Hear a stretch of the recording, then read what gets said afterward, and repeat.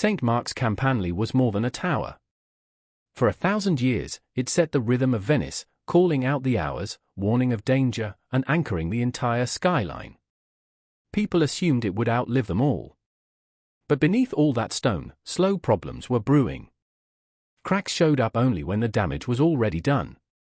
And in 1902, the whole structure collapsed in a matter of seconds.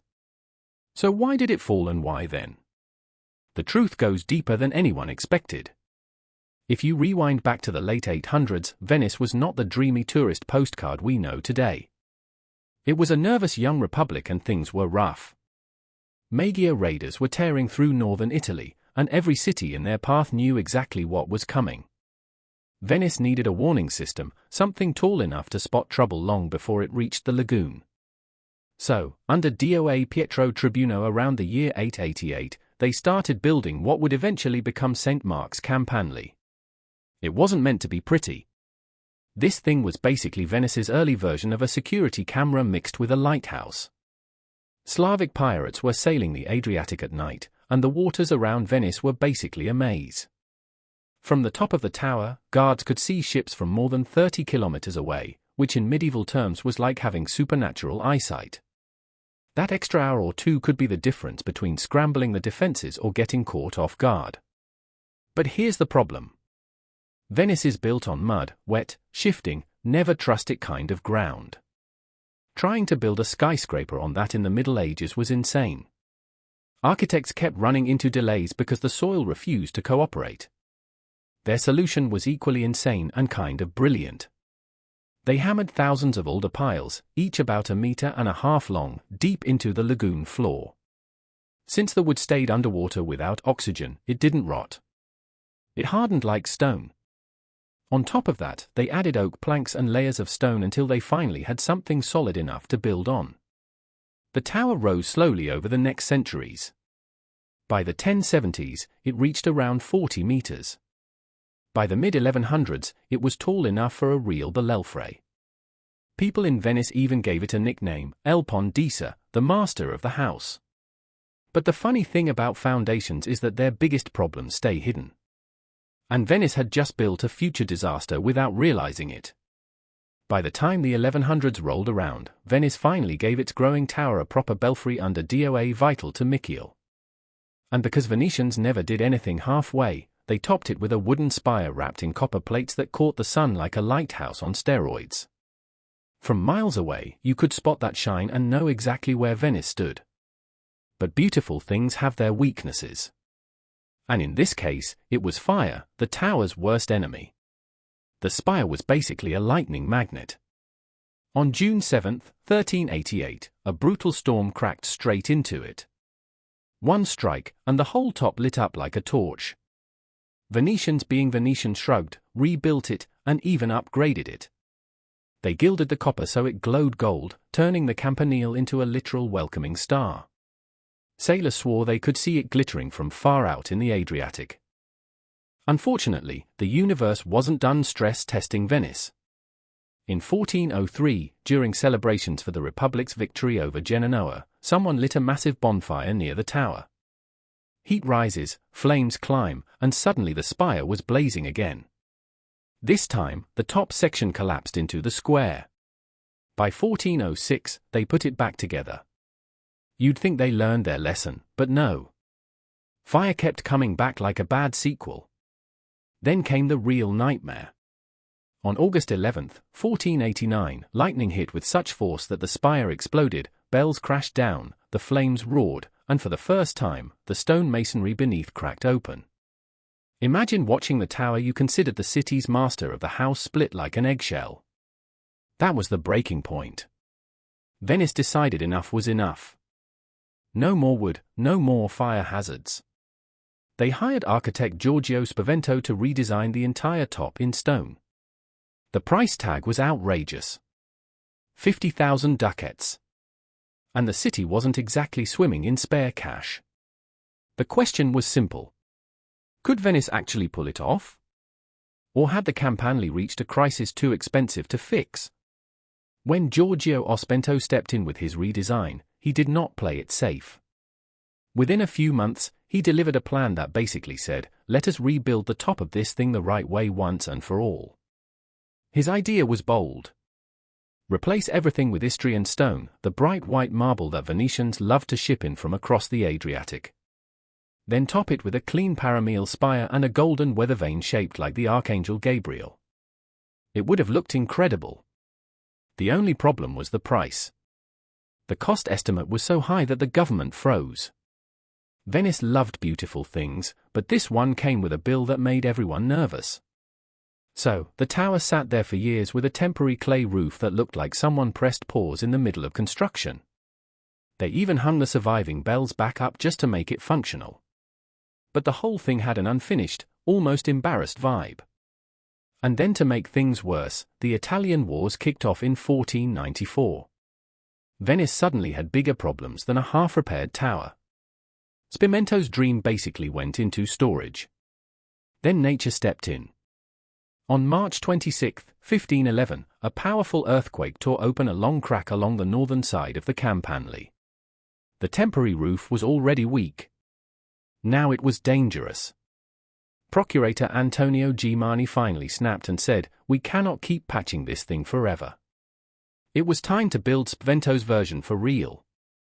Spavento had died 2 years earlier, so Pietro Bone took over. Venice scraped together money by selling unclaimed precious metals from St. Mark's treasury and pushed ahead. By 1512, the damaged sections were repaired and the real rebuild began.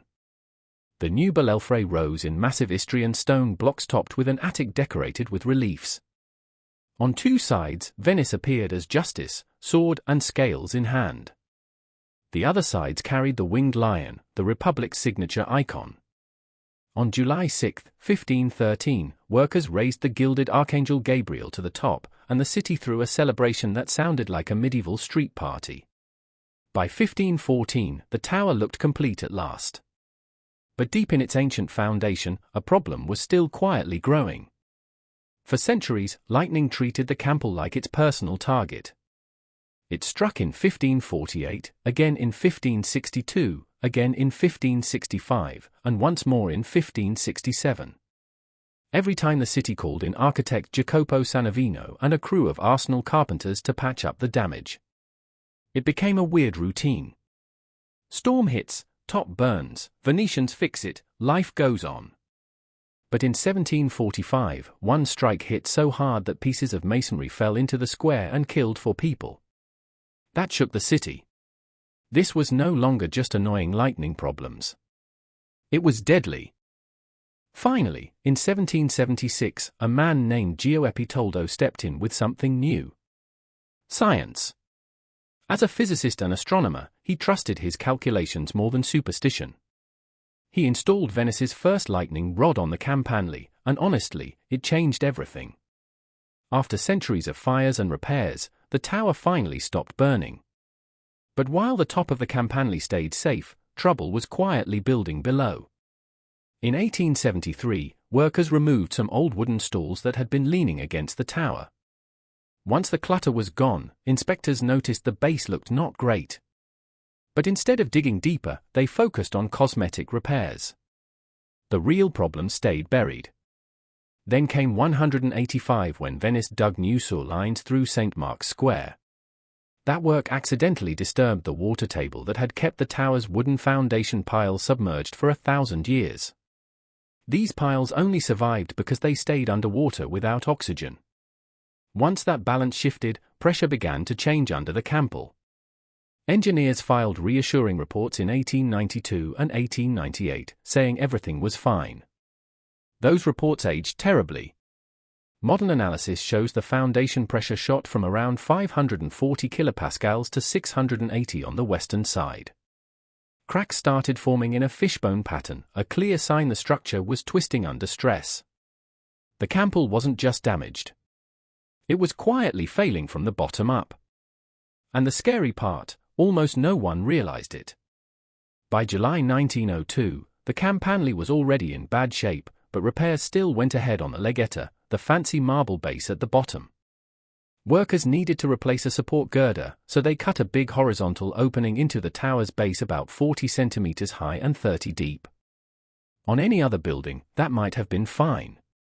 On a tower already fighting for its life, it was the last thing it needed. Then came Monday, July 7th. At about 9:30 in the morning, as workers hammered the new girder into place, the entire tower shivered, not a little vibration, a full-body tremor. Engineers immediately panicked and started placing glass telltales over the cracks to see if anything shifted. By the next morning, the glass had snapped in several spots. That was the moment everyone realized the truth. The cut in the base had pushed the Campanile over the edge. Officials locked down access.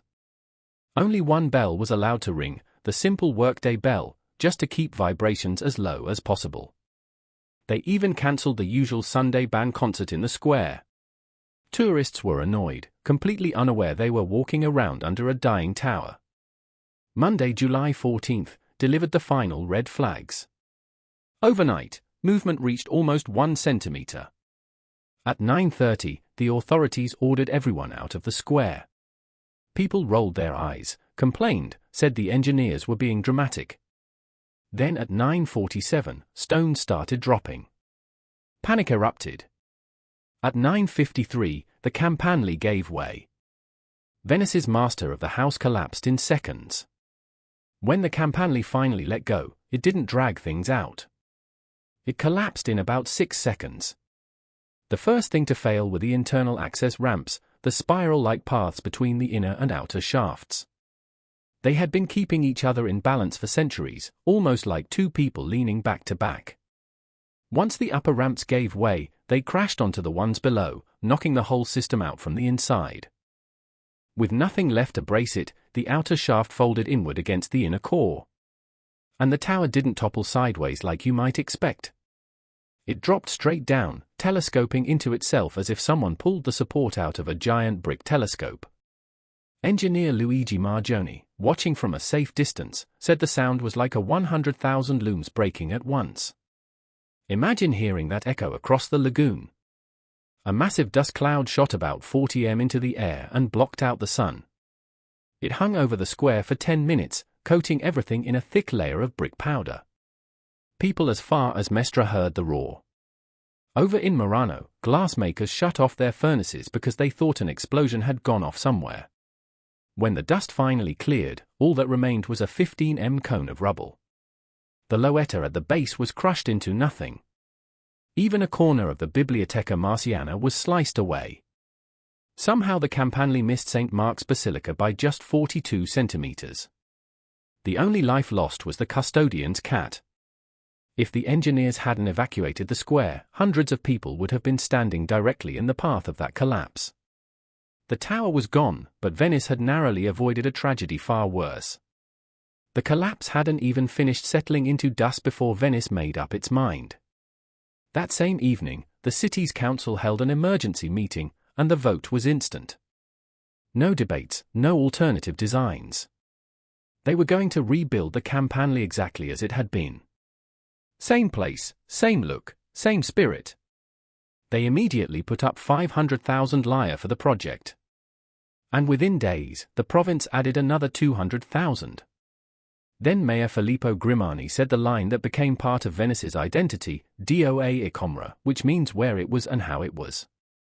It wasn't just a slogan. It was grief turned into determination. Soon money started coming from everywhere, from the king and queen mother to tiny Italian communes and private citizens who just loved the tower. Newspapers across the world ran campaigns. Even George Lieb, a scaffolding specialist from Munich, donated all the scaffolding they would need, which was a massive gift.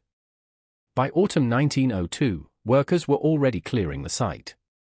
They treated every fragment like a museum piece, lifting out columns, capitals, bronze statues, anything that could be saved, and moving them to the Doa's palace courtyard. By spring 1903, the rubble was gone, and the last stump of the old tower was dismantled. Inspectors checked the medieval foundation, and were surprised to find the ancient wooden piles still in decent condition, just needing some reinforcement. Then came April 25th, St. Mark's Day, and the rebuild officially began. Giusato, the patriarch who would later become Pope Pius I, blessed the site, and Prince Vittorio Emanuele set the cornerstone. A new Campanile was coming. The question lingering in the air was simple. Would it live up to the one Venice had lost? Rebuilding the Campanile was not just a construction project. It became a kind of emotional reset for Venice. For the first 2 years, the entire effort was focused underground on the foundation. Workers drove more than 3,000 large piles into the lagoon floor, each close to 4 m long. They extended the base outward by about 3 m on every side and stacked 8 layers of Istran stone blocks on top. By October 1905, the tower finally had a foundation strong enough for a second life. On April 1, 1906, the first brick of the new structure was laid during a ceremony packed with people who wanted to witness the comeback story begin. They would need more than 1 million bricks to rebuild the tower. As construction rose, a mobile scaffold climbed with it, surrounding the site like a protective shell. This time, the engineers made smart changes.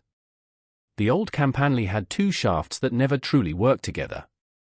Now reinforced concrete beams tied them into one unified structure. The spire received a concrete support system as well. Even the internal ramps were rebuilt in concrete to prevent the collapse pattern that destroyed the original tower. By October 3, 1908, the main shaft reached its full height. From there, work moved to the belfry and the attic. Sculptures reassembled the allegorical figures of Venice as justice from fragments pulled from the ruins. The winged lions that symbolized St. Mark, which had been destroyed more than a century earlier, were recreated entirely. On July 14, 1908, Pope Pius I funded the recasting of the 4 bells that had been lost. 2 years later, Cardinal Aristide Cavallari blessed them before they were lifted into the new belfry. The spire took shape through 1911, and on March 5, 1912, workers raised the restored Archangel Gabriel to the top once again. The Campanile had returned, built stronger than before and rising from the same place where its ancestor had fallen. And this time, Venice intended it to stand for